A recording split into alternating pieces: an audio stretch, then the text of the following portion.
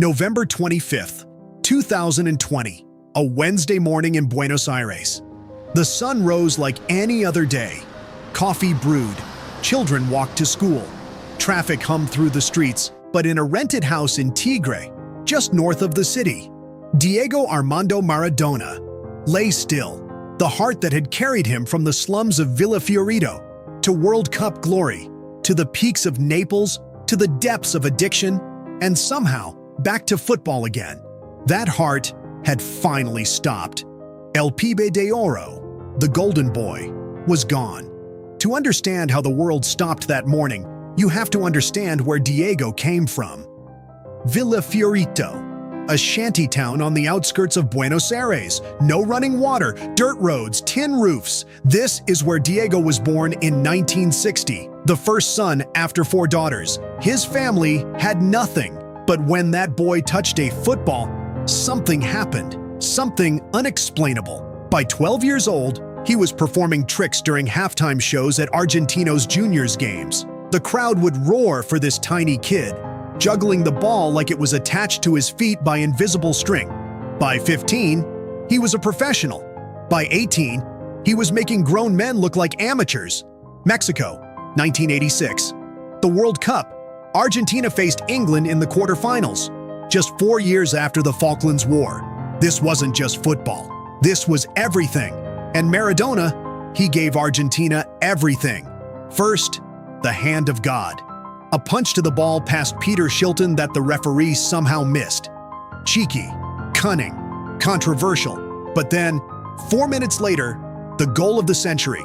60 meters, 5 English defenders, and somehow, impossibly, the ball ended up in the net. Maradona later said he wished he could score that goal again with his right hand, just to prove he could. Argentina won that World Cup. Diego lifted the trophy. A nation fell to its knees. When Maradona signed for Napoli, one newsreader joked that the poorest city in Italy had just bought the most expensive player in the world. Nobody was laughing for long. Diego turned Napoli into champions, not once, but twice. In 1987 and 1990, the celebrations lasted a week.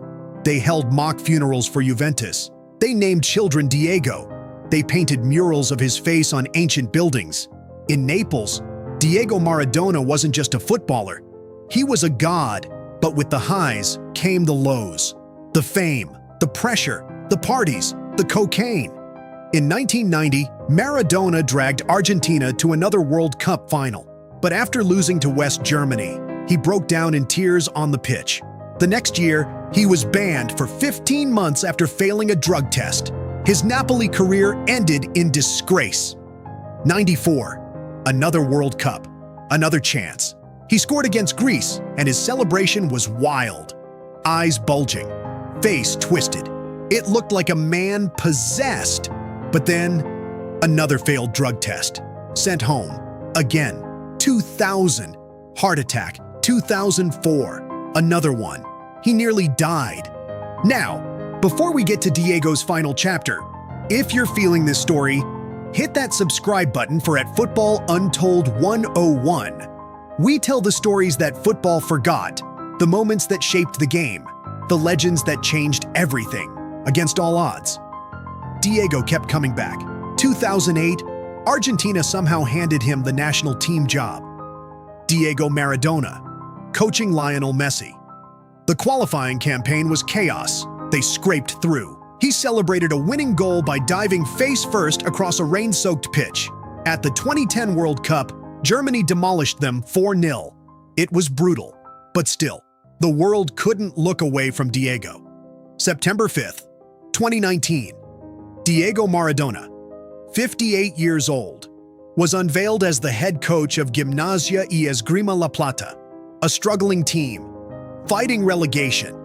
This wasn't about trophies anymore. This was about love. This was Diego coming home to Argentina. His health was failing. He walked with crutches. His knees were shot.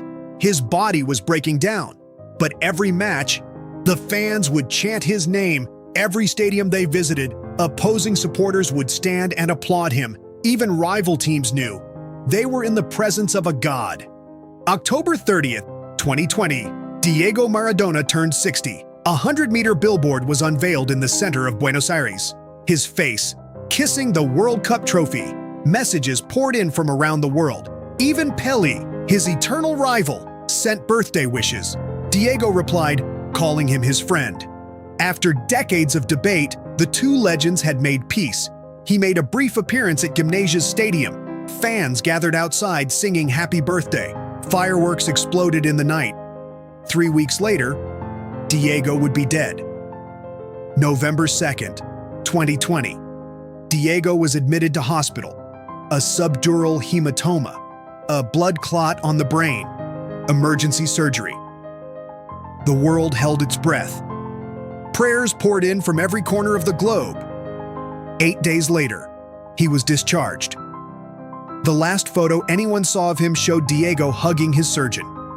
A bandage wrapped around his head, but a smile on his face. The world thought Diego had cheated death. One more time. November 25th, 2 weeks after the surgery, Diego was recovering at a rented house near Buenos Aires. That morning, he suffered a heart attack. Acute heart failure, fluid in his lungs. By 1 p.m. local time, Diego Armando Maradona was pronounced dead. He was 60 years old. The final whistle had blown. When the news broke, Argentina stopped. In the middle of a pandemic, with lockdowns still in place, hundreds of thousands of people flooded into Buenos Aires. His body lay in state at the Casa Rosada, the presidential palace. The same palace where Argentina had celebrated the 1986 World Cup. The coffin was draped in the Argentine flag and his iconic number 10 shirt. Fans wept as they passed by. They threw their own jerseys onto the casket. The queue stretched more than 20 blocks. They sang, they chanted, they cried. One fan said it best, "Today, there is no jersey. Today, there is no political party. Diego united Argentina." Around the world, football paused. In Naples, the stadium lights were turned on through the night. Thousands gathered outside to leave murals and flowers. Days later, the stadium was renamed the Stadio Diego Armando Maradona. Every Champions League match, every Europa League match, every Copa Libertadores match held a minute's silence. Messi posted a tribute. Pele said he hoped to play with Diego in heaven one day. Football had lost more than a player. It had lost a spirit. Diego Maradona was not perfect. He was flawed. He was controversial. He made mistakes, big ones. But maybe that's why people loved him. He came from nothing. He reached the top of the world. He fell hard, and somehow he kept getting back up. He once said, "I made mistakes and paid for it, but the ball was never soiled." And when he touched that ball, when Diego had the ball at his feet, there was no one else like him. Diego Maradona was buried at the Bella Vista Cemetery, next to his parents.